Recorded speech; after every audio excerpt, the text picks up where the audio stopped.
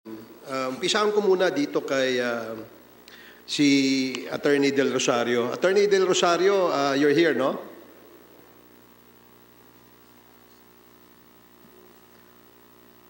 Attorney Del Rosario.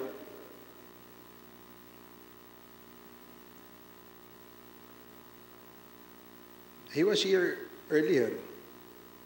Good morning. Good morning, sir. I was having problems with unmuting. How are you Mr. feeling Chair, today? magandang umaga po. Congressman Barbers, good morning, sir. Okay. Are you okay? Okay ka ba matanong ng mga konting tanong, Attorney? Okay lang, sir. My BP has stabilized, but I'm monitoring it. Thank you, sir. Sige. Ilang taong ka nang nasa PhilHealth? Sir, since 1998, so that's almost 22 years, more or less. 22 years. Yes, sir. When did you pass the bar? Sir, I passed the bar in 2016. I took the bar in 2015. So, may I know, Attorney, kung saan po yung inyong undergraduate course?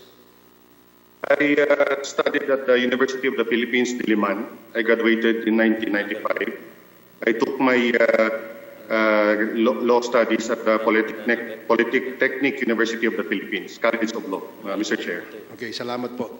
Tanong ko lang, what was the position that you were appointed to that was rejected by the Civil Service Commission before?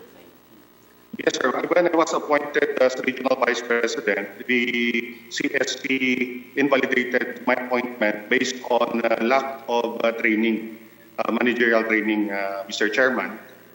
Since during that time, the CSC has implemented 5 years requirement na dapat yung training mo ay within 5 years from appointment. But that was already modified by the Civil Service Commission, Mr. Chairman. Okay. After that, anong position that was given to you in the PhilHealth? After my appointment as Regional Vice President, I was appointed as Senior Vice President. So from SG 26 to SG 28, Mr. Chair. So what year was this? My appointment as SVP was April of 2019, Mr. Chairman. Bakit? Kasi I remember when you were asked in the Senate, you said that you assumed the position in January of 2016. Ano ba yung totoo? January of 2016 or 2019 of July? Ano bang totoo dyan? I don't remember yung January 2016, Your Honor, but I assumed as OIC SVP of the legal sector on July 2, 2018 as officer in charge when the SVP then filed a leave of absence. You don't remember when you assumed as SVP? You don't remember the year? I apologize, Your Honor. What I'm trying to say is I remember assuming as OIC SVP in July 2 of 2018. So you were never appointed as SVP nor took the position as OIC of the legal department in January of 2016? No, Your Honor. Okay.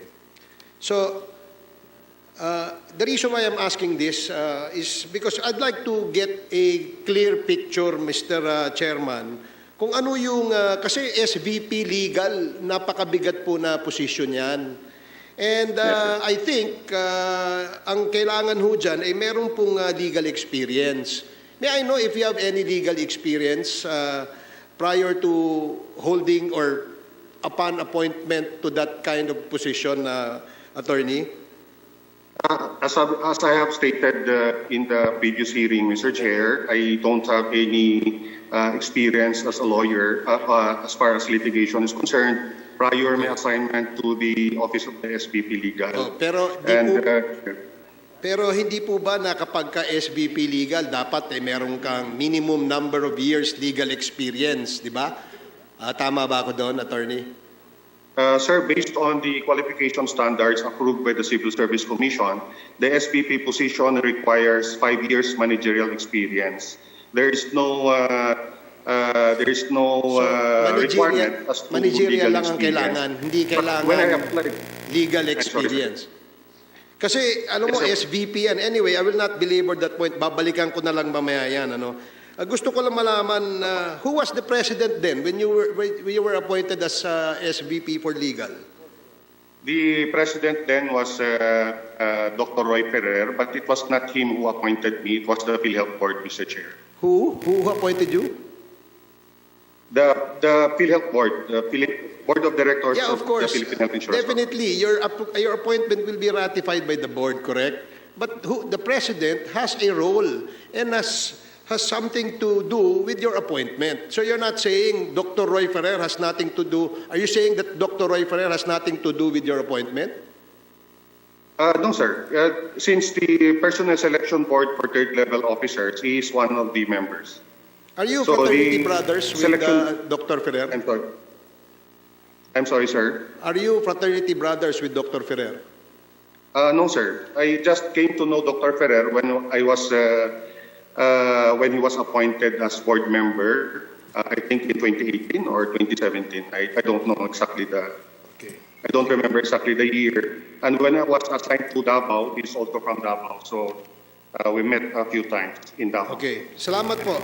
The reason why, as you may be wondering, Mr. Chair, why I'm asking all these questions to Attorney Del Rosario, simple lang po kasi ang gusto ko sana pong ma-establish because there is a striking similarities no, in the two cases that I am about to discuss and ask questions on. Ito yung kaso dun sa Accenture at saka yung bagong kaso sa sa Balanga, Bataan, no? Wherein money supposedly of PhilHealth went to deposited to another account, no? And in these two incidents, Mr. Chair, ang striking similarity dito ay yung personality ni Attorney Del Rosario. He was there in the Accenture issue. He was also there in the Balanga Bataan issue. Now, I'd like to go into a little bit of the details, Mr. Chair. Andiyan po ba si Dr. Banson? Mr. Edgardo Banson? Before you go there, Attorney Congressman Barbers,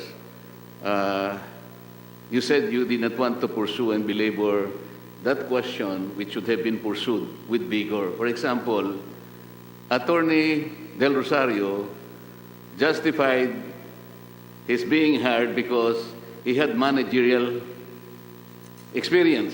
Yes. Because you were asking him that it appears that he has no legal experience yet because he is only, what, how many years as a lawyer? 2016. siya Okay, naging lawyer. 2016. So for a position of Senior Executive Vice President for Legal, he's sort of saying that his deficiency is supplied by his managerial experience. Did you not want to ask him what managerial experience did he have in the past?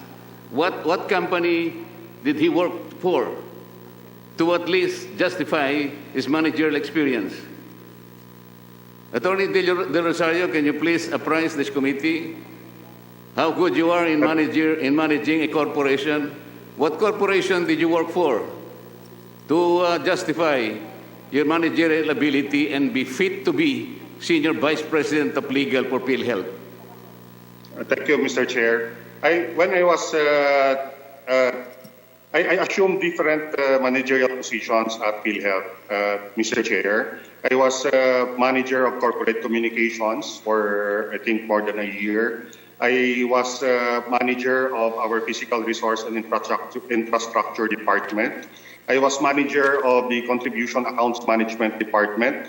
I was manager of the information technology management department. I was branch manager of NCR South operations of PhilHealth. I was regional vice president. Which company are you working for in those managerial abilities? Of PhilHealth Region 11. So I was also, prior to that, I also have supervisory experience as division chief of the corporate planning department. I was also a supervisor when I was assigned as... Can you please stop for a while?